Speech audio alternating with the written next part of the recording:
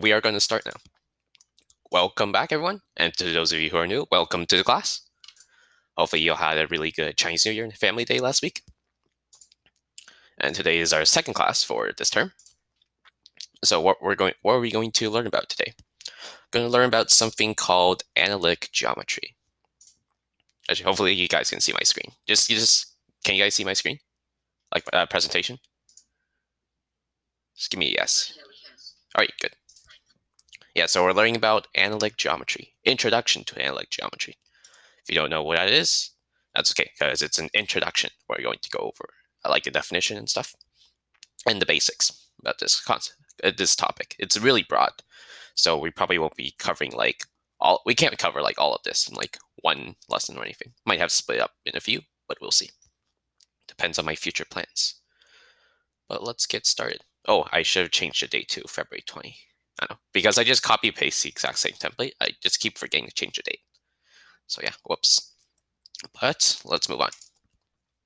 So let's look at a definition of analytic geometry.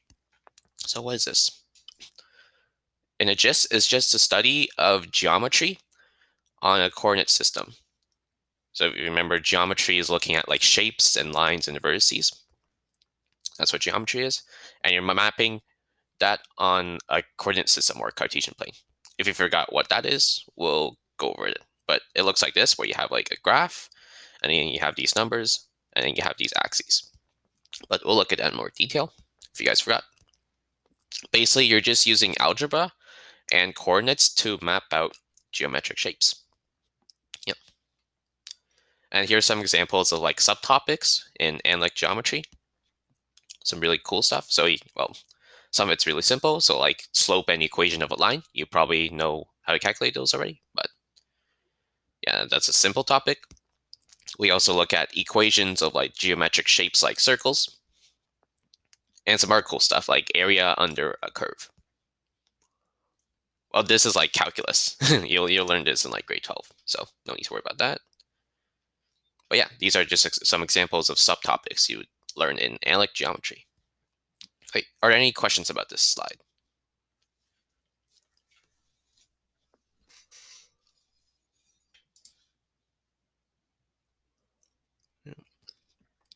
Hey, no questions. Let's move on. Yeah, so if you guys didn't know what a coordinate system was again, we can just review it right here.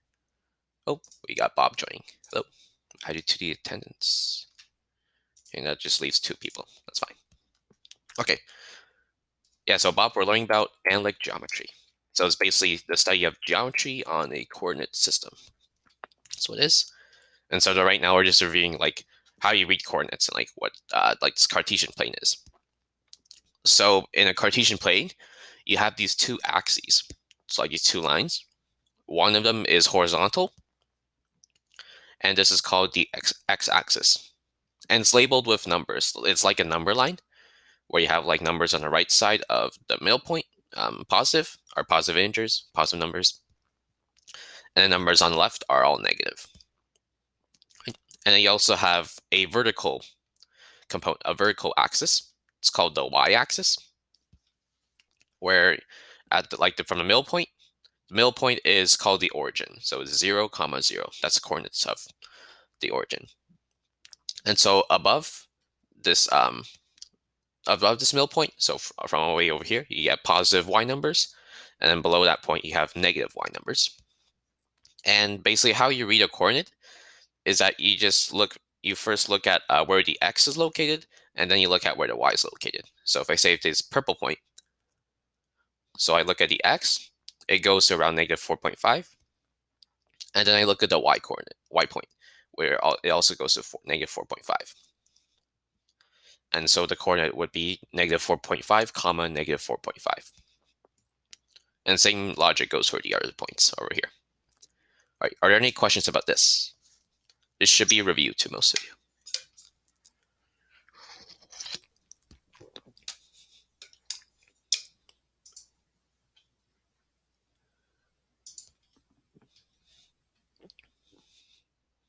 All right, if no questions, sounds good. Let's move on.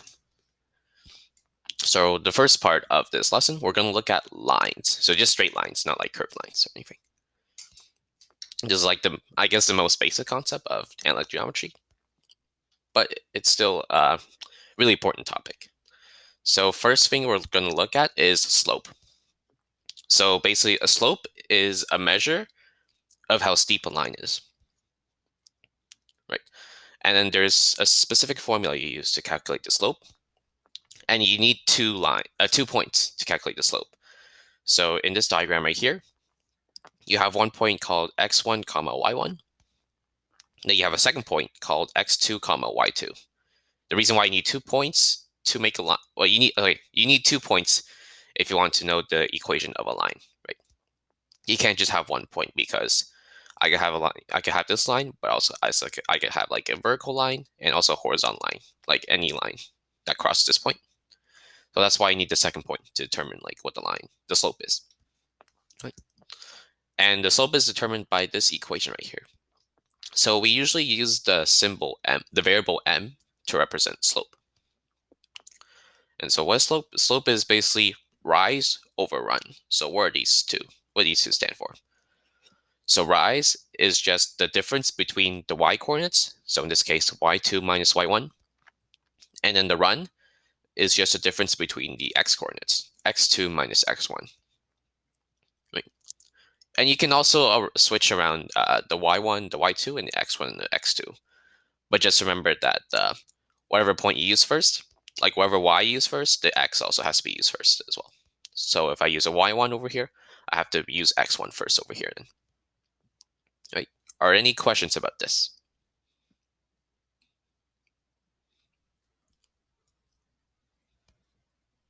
And yeah, this diagram does a pretty good job of like mapping that. So this is the rise and that's the run. Any questions? All right, if there are no questions. Oop, this is the next slide. Sorry. Let's go on to this slide. So let's look at what an intercept is. An intercept is basically a point where a graph crosses one of the axes. And it's only represented by one number. And I'll give you an example like what that means. But you can only have, so there's only two types of intercepts you can have on the Cartesian plane. First, you can have an x-intercept. This is where the graph intersects the x-axis. You can see in this diagram here, this line crosses the x-axis at the x-intercept here, which is x comma 0. So the x-intercept, for x-intercept, the x value can be anything, but the y coordinate has to be 0. So that's a good thing to note.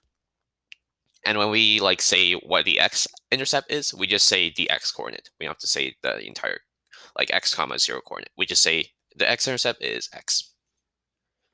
Similar thing for the y-intercept. So y-intercept is where the graph intersects the y-axis, right here. So you have 0 comma y. So the y value can be anything, but then the x value has to be 0. And when we represent y-intercept, we just usually use one number, just the y coordinate. So we can say that the y-intercept is equal to y. That's what we can say. Oh, sorry, didn't mean to move the slides around. But are there any questions about this? Hopefully it was pretty straightforward.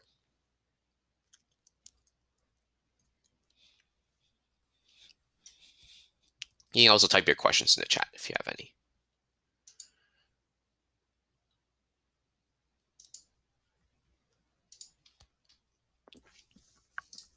All right, gonna assume no questions. That's good. Let's move on. Let's see what the next one is. Oh yeah, the equation of a line. This is definitely one of the most important concepts in analytic geometry. So you've probably seen it before, but the most common form for an equation of a straight line like that is called slope-intercept form. What does this look like? It looks like this. So we have y is equal to m times x plus b. Now, what do these variables mean? So y and x, they're just the variables for the x value over here and then the y value over here, and they can change anytime. So like say for this line, I chose x is equal to 1. The y value would equal to 3 around here, and I can change these values as well. So say I chose x is equal to 3 instead, the y value would equal to 7 instead. So x and y will change, but there's these variables m and b, they don't change for a specific equation. So what's m? So we looked at slope before, and remember slope is usually represented by this variable called m. Now we use it here. So m is just the slope of the line. So, and then b is the y-intercept of the line. So you see this diagram here, this line has slope of m, and then b is pointing to the y-intercept. In this case, it's 1. We don't say 0, 1, we just say 1 for the y-intercept. So equation for this one would be like y is equal to mx. M should be around, if you calculate it should be 2. So this would be like y equals 2x plus 1. Yeah. So that's slope-intercept form. But we can also represent this equation in like different forms if we rearrange it. So another common form we can have is called the standard form. It looks like this. So you have ax plus by plus c is equal to 0. So instead of having y and x in constant term separate from each other, now we combine them onto the same side. Right. So you have the x variable here. You also have the y variable here, and then that's the constant term. So basically, a, b, and c, they have to be integer coefficients. And then our restriction is that a has to be a positive number. So the coefficient of the x variable has to be positive, and it's a positive integer. Same thing goes for b and c, but b and c can also be negative integers. Right? Any questions about this?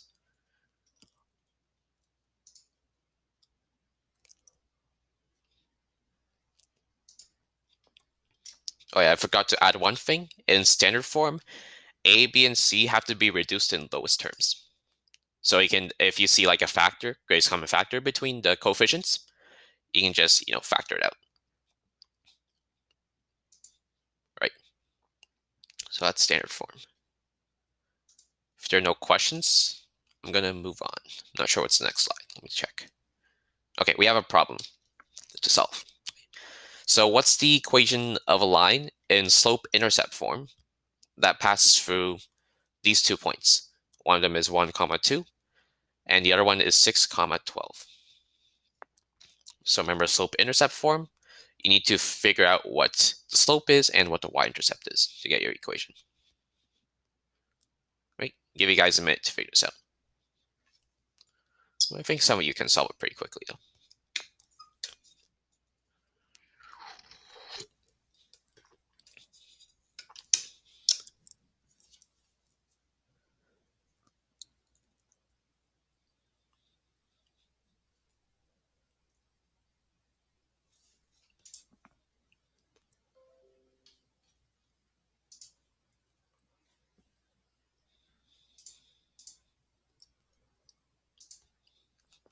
If you have an answer, you can like unmute yourself and say it, or type in the chat. Yeah. That's what we've always been doing.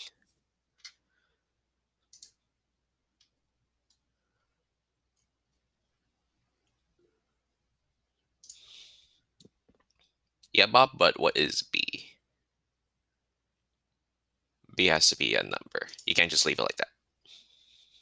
You got the slope right.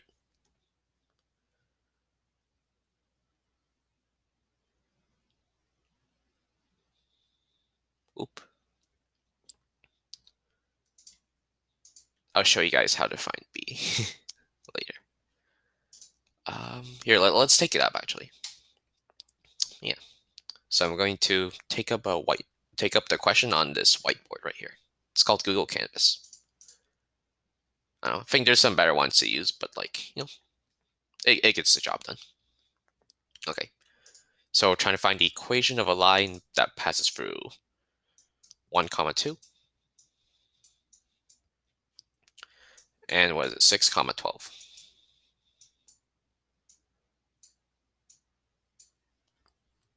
Okay. So first thing we should do is find the slope between these 2 points. So we want to find the value of m. Remember, our equation should look like y equals mx plus b. Like that. So we want to find m. And so this is just taking the differences between the y coordinates and then the x coordinates and then dividing them. So we have 12 minus 2. So this is y2. So this will represent y2. This will represent y1. This will represent x2. The one here will represent x1. We're assuming that like the coordinate that comes first, we'll just represent it with 1, and then the next one will represent as 2. So that's y2 minus y1. And then 1, we have x2 minus x1. So this 6 minus 1. Now we simplify it. 10 over 5. That's equal to 2. So that's the slope. Slope is 2. So it means that our equation would look so far like this. We just substitute 2 for m. So y equals 2x plus b. And now a lot of you were wondering how we solve for b. Very simple. You substitute the x values and y values of like one of the coordinates into x and y right here. So if we substitute 0.1 comma 2 to here, we substitute y for 2, and we substitute x for 1. So let's do that. So we have 2. Remember, 2 is the y coordinate of this point, equal to 2 times 1. 1 is the x coordinate of this point, plus b. And yeah, it doesn't matter which point you choose to substitute. They'll both give you the same result. So if I did like y equals 12 and x equals 6 instead, it will also work. And you guys can double check that yourself, but it works. So this is just 2 plus 2 is equal to 2 plus b. I just multiply 2 by 1. And I just move the 2 to the left side. Subtract 2 from both sides. So you get 0 is equal to b. So b is 0. The y-intercept is the origin. So then our final equation would just be 2x plus 0. But we can always ignore the plus 0. So we just leave it as y equals 2x. So that's our equation for these 2 points. Right? Are there any questions about this? Like any questions on this solution?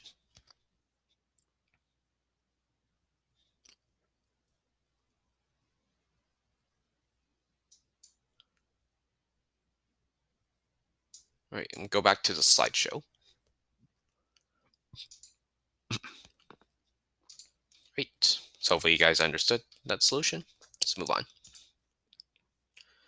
So now let's look at slopes of parallel and perpendicular lines. So if you don't remember, parallel lines, they have the so they never touch each other. Parallel lines never touch each other. And what that means in analytic geometry terms is that parallel lines have the exact same slope. Right? And it makes sense why. If they have the same slope, that means they can never touch each other. Right? They're parallel. And then the second point, perpendicular lines. This one's a little bit more difficult to figure out, but basically perpendicular lines, they have slopes that are negative reciprocals to each other. And what does that mean? This means that when you multiply both of the slopes together, you get -1. And here I have an example of this to show you guys. I graph a couple of lines on Desmos, and I'll show you guys like what the slopes are.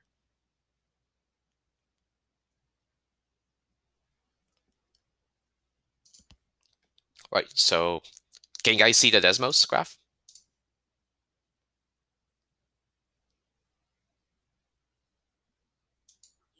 All right, good. Okay, so here I graph 3 lines on Desmos.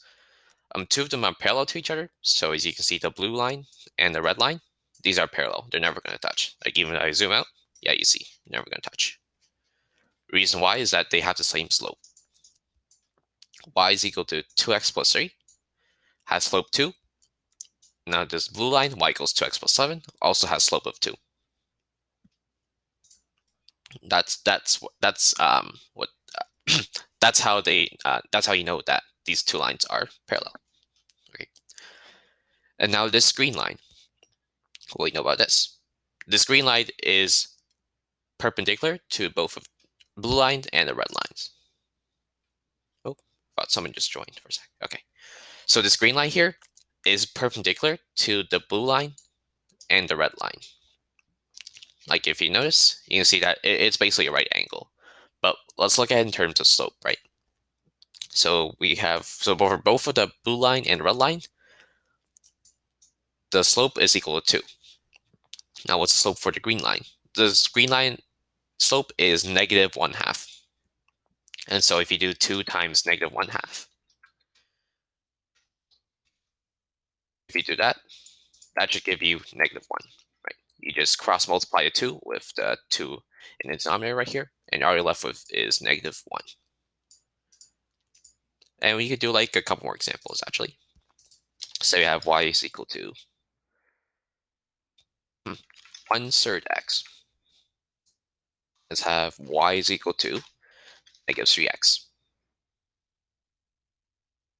Oh, this is getting messy, so let me remove these lines. Yep, so you can see that these two lines are perpendicular to each other. And if you multiply the slopes, so this one's 1/3, multiplied by negative 3, you get negative 1. That's how you tell if two lines are perpendicular, right? Are there any questions about this? Here, went back to the slideshow. Any questions?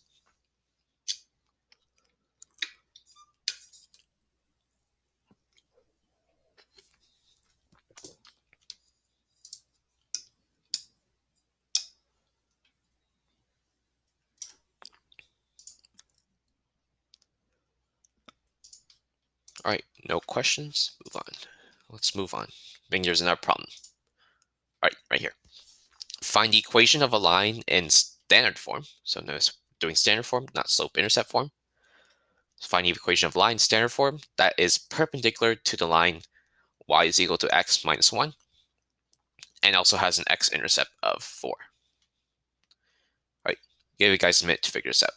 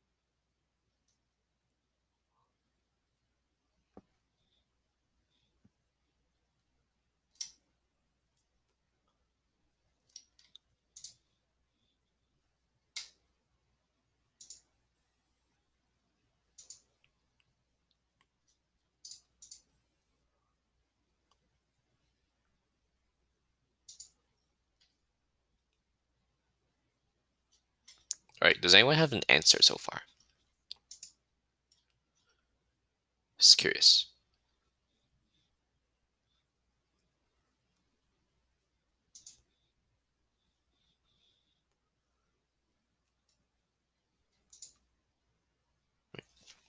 That's fine. Let's take it up. Let's use a new whiteboard. Just give us some more space. Right here.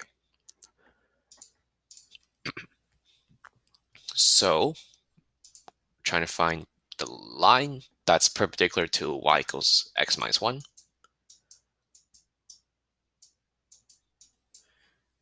And it passes through the x-intercept of 4. This means that it passes through 0.4 comma 0. All right, so we have this. So first thing we always try to do when we figure out equation of line is the slope, of course. So we're given that the line is perpendicular to this line, y is equal to x minus 1. So slope of this equation, we'll just call it like m1 or something. The slope of this equation is equal to the coefficient of the x term, which is just 1.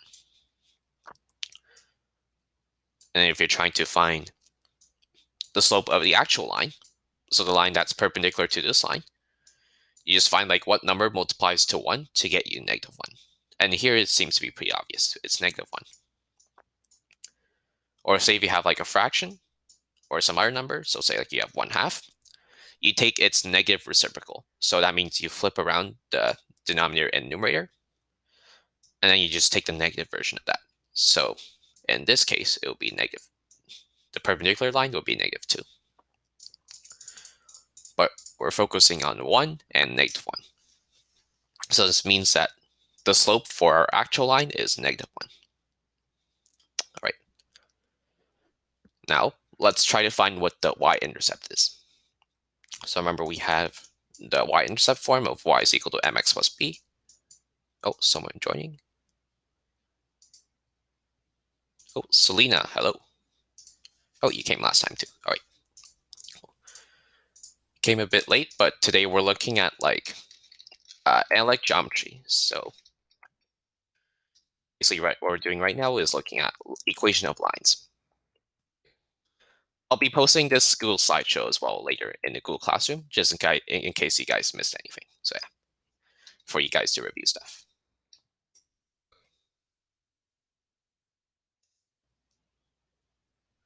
But so we're doing this problem. It was like find equation of a line that's perpendicular to y is equal to x minus 1 and passes for the point 4 comma 0. So solving for that right now. So we have this equation y equals mx plus b. And what we're going to do is substitute this -1 for m. We're just going to write -x plus b. Oh, it should be a plus. Okay. And so what we're going to do to solve for b, we're just going to substitute this point into this equation. So substitute 0 for y. So 0 is equal to, and we substitute the 4 for x. So this would be -4 plus b.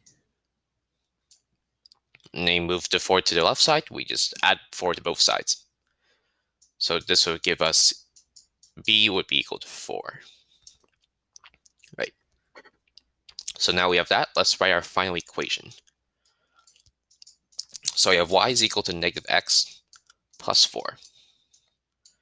But notice that we're not done here, right? We have to convert this to standard form. So we have to move the x and the 4 to the left side. So we can do that. We can just do it in one step. So we're just going to add x to both sides. So we get rid of the x over here, and we also subtract 4 from both sides. So this will look like y plus x minus 4 is equal to 0. And then also in standard form, we want to maintain the order of x goes first, and then y, and then the constant term. So let's just move the x to the left. So this will just be x plus y minus 4 is equal to 0. And that's your final answer. This is the equation of the line, right? Are there any questions about this?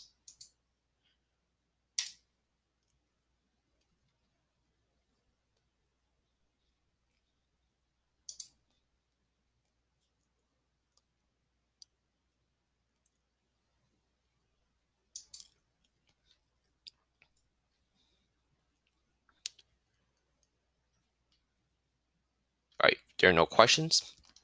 Let's move on. Now we're going to look at parabolas. So we're no longer looking at straight lines. We're going to look at parabolas. If you never heard of what these are, don't worry. We will look at the definition in the next slide. So what are parabolas? Parabolas are basically the graph of a quadratic equation. And what does a quadratic equation look like again? It has this kind of format. So I have y is equal to ax squared plus bx plus c. So quadratic equations, the way to recognize if it's quadratic or not is that you have to look at if there's an x squared or not. And you have to realize that x squared has to be the highest degree inside the equation. So if you have like an x cubed or an x4 in the equation, it will no longer be a quadratic equation. So the 2 has to be the highest exponent. or the highest degree inside the equation. So that's how you know it's a quadratic equation. So this form is called the standard form of a parabola. So we had standard form of a line, but we also have standard form of a parabola. And notice here that we kept the y and the x variables separate from each other in this standard form. For a line, we could move the x and the y's to one side, but for a parabola case, we're just going to keep the y and the x separate from each other because it'll look messy if we move the y to over here. Mhm. Oh, what the?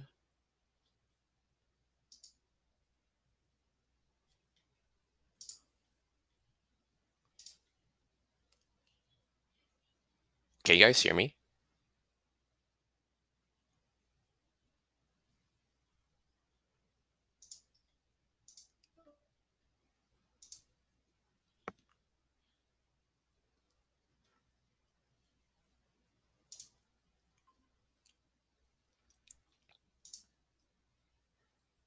Hey, I think I lost my connection for a second. I'm not sure why. Sorry about that. My Wi-Fi signal says it's fine, but I'm not sure why it just kicked me off. All right, sorry for that, everyone. But let me get the slideshow back on. Does it happen? Yeah. I don't know, it's the first time it happened to me. Okay. Can you guys see my slideshow though? Just give me a yes. Um, all right, sounds good. All right, so we were looking at the standard form of a parabola, right? It looks like this. And so A, B, and C, these are just real number coefficients. So remember, in the standard form of line, A, B, and C had to be integers. But in this case, we can have A, B, and C as real number coefficients. Like it can be a fraction. They can also be negative numbers. They can be decimals, anything. But they have to be real numbers, right? So this means that they can be graphed on a line. So that's what a real number is. And basically, parabolas have this bowl or curvy shape, just like that. That's the shape. That's the general shape of a parabola. So it can curve up. It can also be curved down, and that depends on the the sign of the a coefficient. So the coefficient of the x squared. If this was positive, if a was positive right here, it would curve up like that. And if a was negative, it would actually curve down, something like that. Hmm? Standard form? Oh, I cut out before standard form? Sorry about that. Okay. So here's what I highlight right here. This is standard form of a parabola.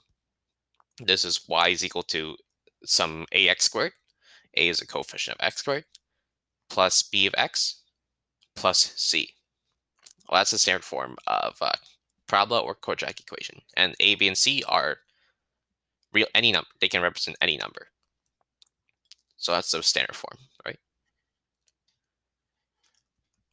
And what was this? Okay, and this part, factored form. So we also have a factored form of a parabola. It's basically like you're factoring a quadratic equation. That's what factor form is. So it'll look like something like this. Y is equal to some coefficient a times x minus b. So don't mistake a, b, and c to be equal to these over here. Because if you expand this one equal to that. I just use a, b, and c as like random numbers, right? So I have y is equal to a times x minus b, and that times x minus c. So that's what a factored form of a parabola looks like, right? Are there any questions about anything on this slide? Hopefully I didn't miss anything for you guys.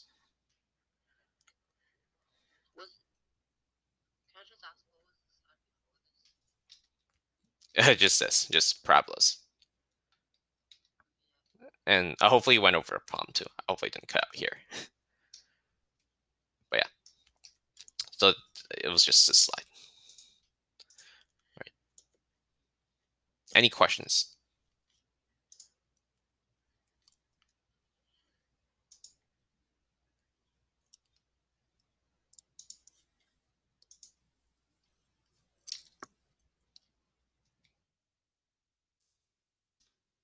there are no questions about this, I'm gonna move on. Hopefully you guys seen all this. Yeah, bok choy. I've used that profile picture since like grade 7 or something. Kept it since. Oh, I'm not sure why this image show up like that. Move it around. There you go. It was cool while it lasted. I think now it's like pretty dead. But okay, let's move on to this slide and look at what a vertex is. So what's a vertex? The vertex is the highest or lowest point on a parabola where there is an axis of symmetry. And we can also represent a vertex as like the point where the parabola starts to change its direction. So let's look at an example in the diagram here. So the vertex would be the lowest point on this parabola. We wouldn't call it like we can't find like a highest point on a parabola because the line will actually approach positive infinity, like on the y from the left side and the right side. All of the values would go to positive infinity. So we can't say there's like a definite highest point, but there's a definite lowest point on the parabola, and that we call the vertex. And say if the parabola was flipped instead, so say it looked like this. So I'm tracing it with my cursor. So something like that. So if it flip upside down, that means the vertex would be the highest point instead. But yeah. And then the vertex is also where there's an axis of symmetry. So like if I drew a line, it has to be a vertical line. If I drew a vertical line that cut the parabola in half, the left side would look identical, would be symmetric to the right side of the parabola. So say I drew a line like that, the left side would be symmetric to the right side. That's what the vertex is. And you see that at the vertex, the line also starts to change direction. So it used to be decreasing. So from the left side, it starts to decrease, right? It decreases. But then at the vertex, the y value then starts to increase. So that's what I mean by change of direction. Just like that. Right? And we also have a vertex form of a parabola. And this is a very important form to know about.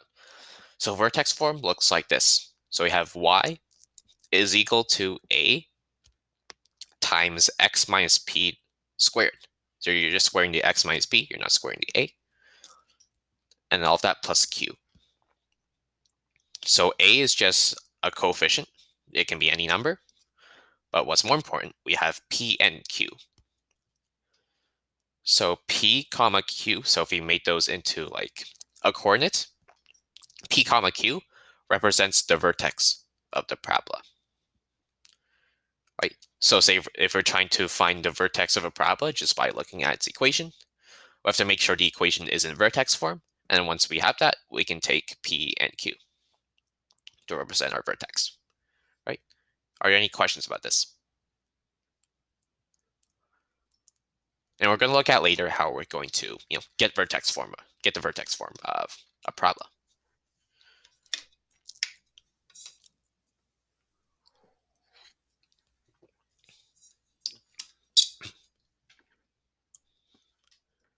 Any questions?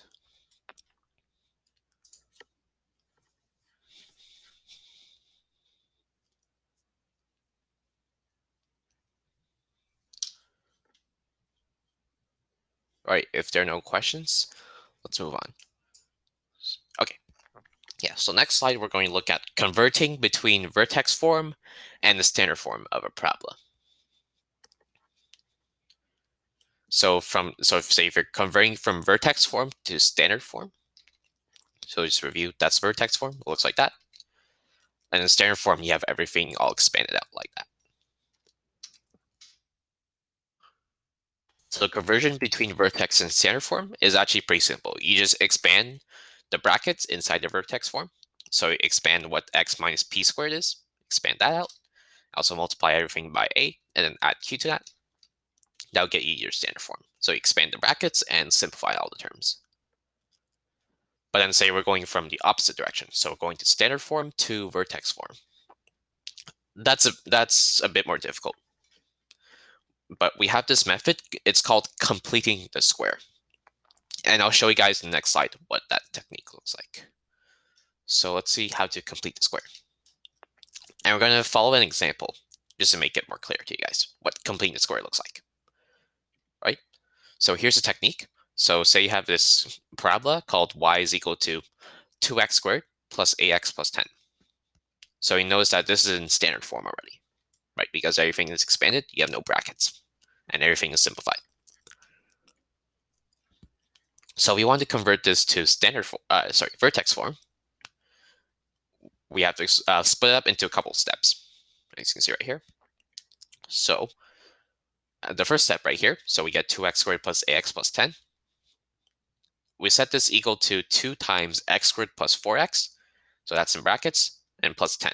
So what did I do here?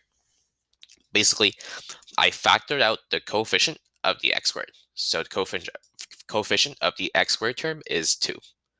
So I factored it out for the x squared term and also the x term as well.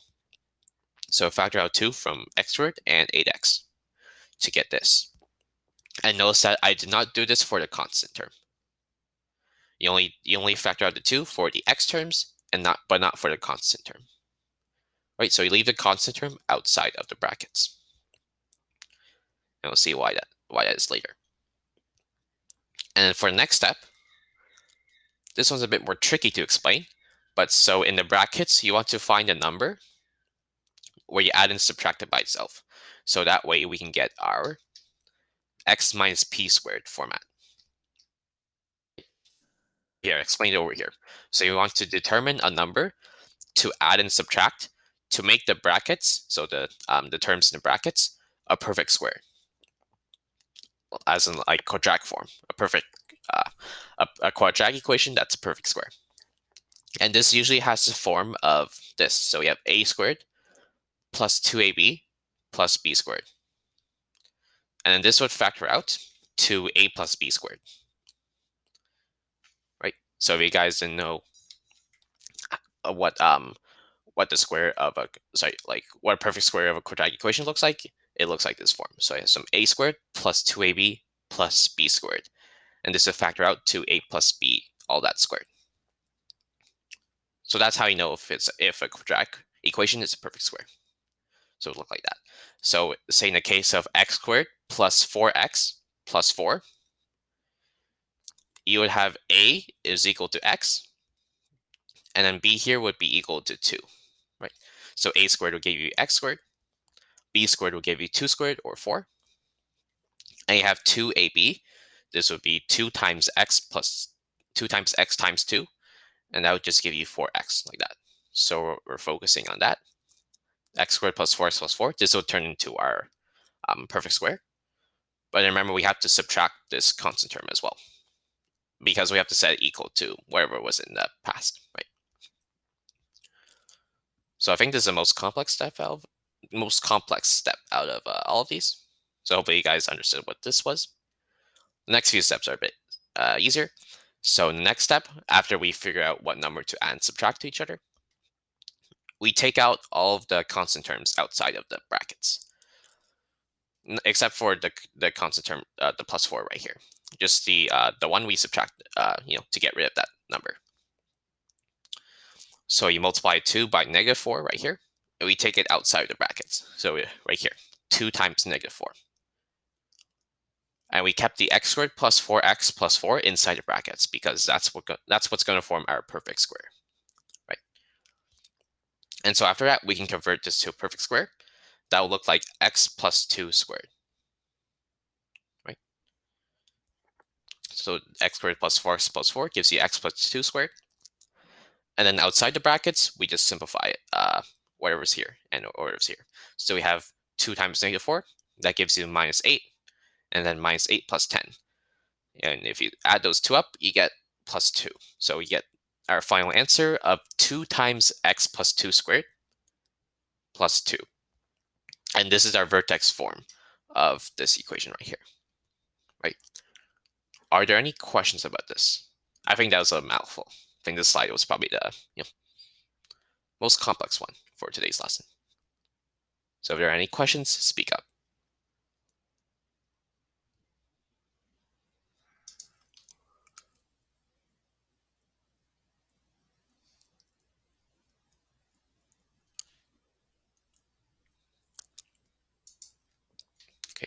Next slide, we're actually going to go over an example of this, another example of this, so to get you guys, more familiar with completing the square. So here's a problem. Find the vertex of the parabola y is equal to x squared minus 6x plus 14. And we're just going to do this together.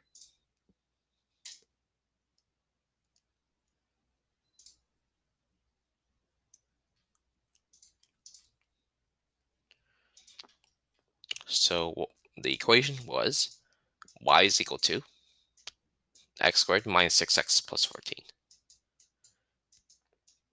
And to get the vertex, remember that we have to convert this equation to vertex form. So let's do that. So the first step was to factor out the greatest common factor between the x squared and then the x term. Well, no, you factor out the coefficient of the x squared.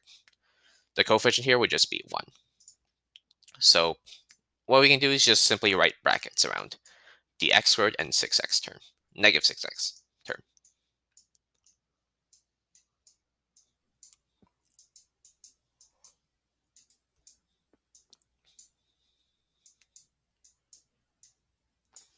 So now we have that. So we want to make sure that whatever's in the brackets gets converted to a perfect square. So it means we have x squared minus 6x. And we will add something and subtract some other numbers, the same number as well, plus 14. Can someone tell me what numbers should go over here and here? Does anyone know what numbers should go here? So we want this part to become a perfect square. So this part right here, that should be a perfect square, where you have like a squared plus 2ab plus b squared. So that kind of format.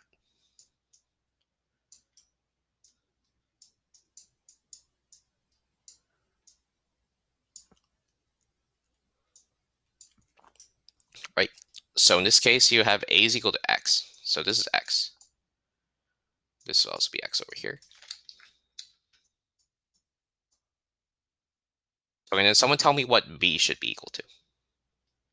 B would be your, well, if you know what b is, then we know what numbers should go here.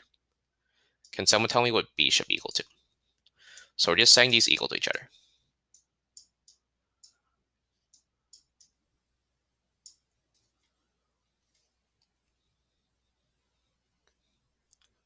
Which should be equal to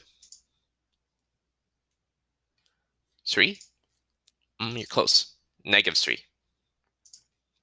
Because we have the negative right here. So b would be equal to negative 3. So we have 2 times negative 3 would give you negative 6. And we also have x, so it's negative 6x. Right? And then b squared would give you this number right here, and also this number. So what's negative 3 squared? Negative 3 squared is just 9. So this value here would be 9. And the number that goes here is also 9. So these would actually cancel out, and we would continue to get like this value, these values right here. I want to make sure this term stays consistent. Right? And so now let's take out this negative 9 outside of the brackets.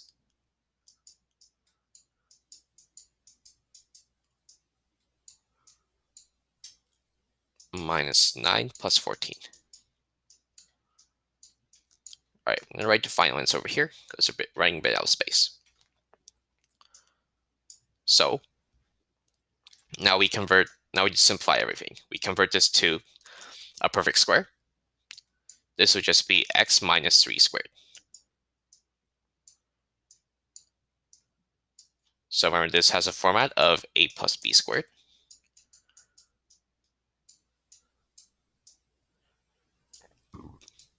And we have a is equal to x, so x right there. B is equal to negative 3. The negative 3 is over here. So it's x minus 3 squared. Then we have minus 9 plus 14. This would give you plus 5.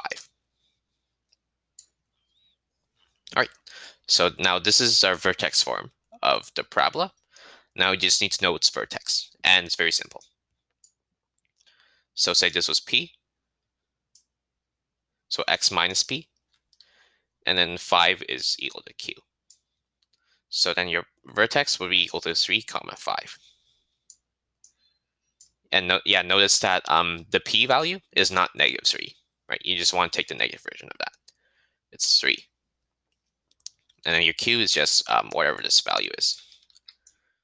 Circle the sign as well. So 3 comma 5 is your vertex, right? Are there any questions about this?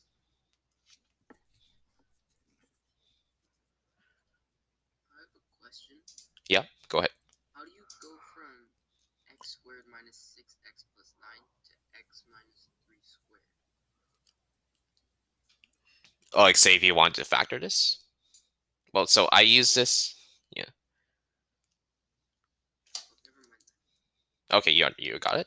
But I can go through like how you factor this actually. So we can look at that. X squared minus 6x plus 9. I think we went over factoring like quadratics in like the first term. But after that we did yeah. I can go over it again if you guys want. So let's do it right now. So usually in like a factored equation, remember the factored form of a parabola, you have like x plus something and then another term of x plus something. Well, in this case, it should be minus x minus something, right? And so you want to figure out like what number goes in here. So let's just call this like a. Let's call this b or something. So what you want to notice is that a times b, well, negative a times negative b would give you plus 9. So you can write out as an equation if you want. But you should probably be doing this in your head. It'll be much quicker. And then you multiply negative a with this x, and then this x with negative b, you would get, and then you add those together. So you have negative ax minus bx. This would give you this negative 6x. Negative 6x. So it means, so say you factor out the negative x from here. A plus b is equal to negative 6x. Divide both sides by negative x. You get a plus b is equal to 6. Right? And then if you solve for these two equations, you would get a and b both equal to 3. So you have x minus 3 times x minus 3. But then we just simplify it just to make it like a perfect square. So we get x minus 3 squared. So just like that. That's how you can convert. That's one way you can convert from, factored form to a perfect square. But yeah, that's basically how you factor quadratic equations in general. Right? That was just something on the side. All right. Are there any other questions about this? Oh, sorry, this solution right here.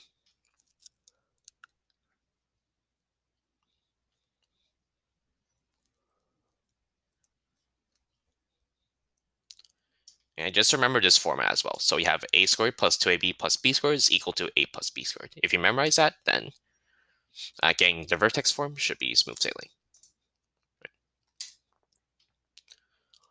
Let's go on to the next problem. We're a bit running out of time. So I think there's 3 problems at the end. So I'm just probably going to pick 2 of them to do. Okay. So let's look at this one. Okay. So find the equation of a parabola in standard form that has the vertex -1 comma -5 and passes through point 3 comma -21. I'll give you guys like a couple seconds to think about how you solve this. You don't have to come up with the answer that quickly. We'll take it up together. But just give you guys some time to like absorb this question.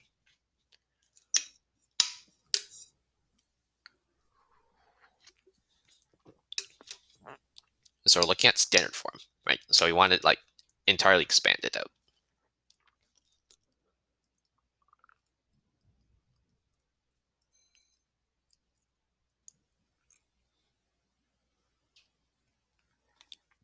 All right. So hopefully you guys had some time to think about it. Let's go over the solution.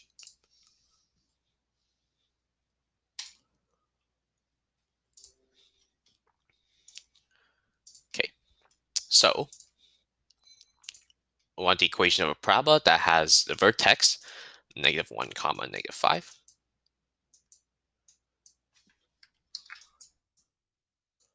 Is the vertex, be like v is equal to that. Also passes through point 3 comma -21. All right. So the first thing we should notice is that so we have this vertex -1 comma -5. And we know that from a vertex, we can get the vertex form of any equation. So remember that vertex form looks like this. Y is equal to a times x minus p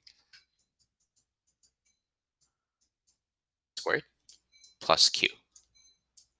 So we can match p and q with this vertex. So p would be -1, q would be -5. So you substitute those into this equation, you would get a times x plus 1 squared. So remember, p is -1, but negative p would be equal to 1 because those two negatives cancel out. So that's why you get plus 1. And then q is just -5. So all this subtract 5. So this is our equation in vertex form. But notice that we have this this a right here. So we can't solve for so this is not our final, we can't expand this yet because we have a right here. We want to solve for what that is. So what we do, we substitute this point into this equation. So 3 comma -21. We substitute x for 3, and we can substitute y for -21. So that's how we're going to solve for a. So a times 3 plus 1 squared minus 5. All right. And so let's simplify this. Let's move the 5 to the left side. So we're going to just add 5 to both sides. So this left side will be -16 is equal to a times 4 squared.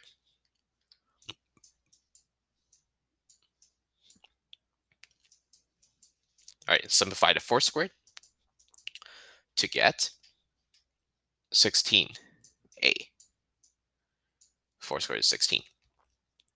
And then we just divide both sides by 16 to get a by itself.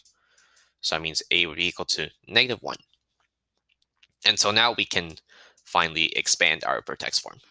So this would just be y is equal to negative. So negative is just -1.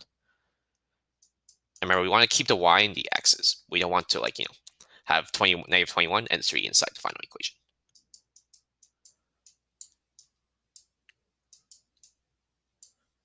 Just like that.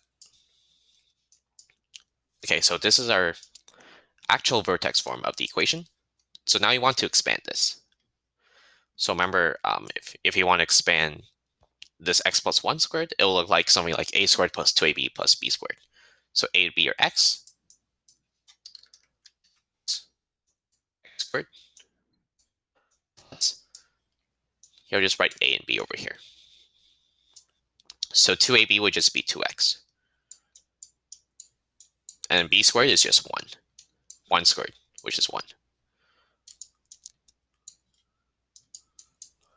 Right? And then we have, well, let's expand this brackets.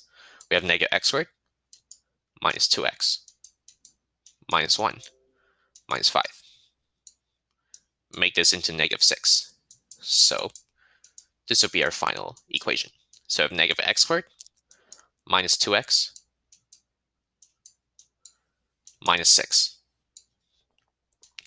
And you just write y in the front. So y is equal to -x squared minus 2x minus 6. And that's your final answer. Right? Are there any questions about this?